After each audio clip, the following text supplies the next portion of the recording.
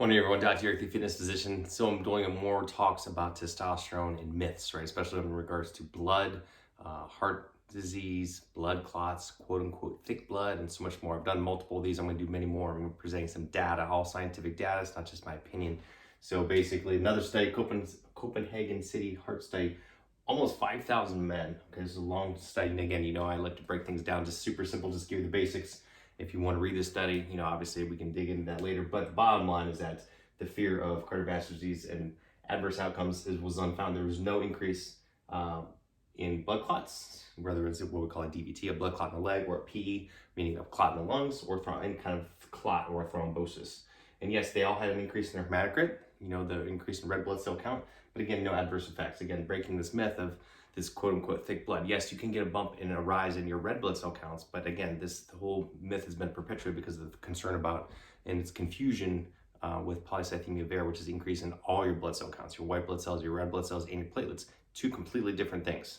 Red blood cells going up, no problem. You don't need to donate blood every couple months. You don't need to worry about your thick blood and having heart attacks and strokes and all that. It just doesn't happen, okay? So, and again, since 2015, no study had an increased major adverse cardiovascular event, what we call MACE, with testosterone therapy.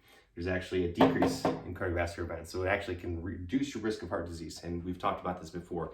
Many mechanisms for this, but it can reduce inflammation. It's going to actually improve your inflammatory markers, actually improve cardiovascular function, improve cardiac output.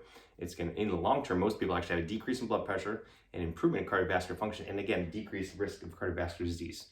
Both direct and indirect effects, and of course by having other positive metabolic effects in the body, reducing visceral fat, reducing inflammation, improving overall metabolism. Of course, this in turn is going to help lower the risk of heart disease, right? Because most of the causes of heart disease are from inflammation, from being overweight, visceral fat, and so much more. So again, the bottom line is improves cardiovascular risk. It does not cause heart attacks, it does not cause thick blood that you have to worry about. So anyway, just another myth-busting episode. Hope you like this. Please like and share this post. And remember to do something nice for someone today.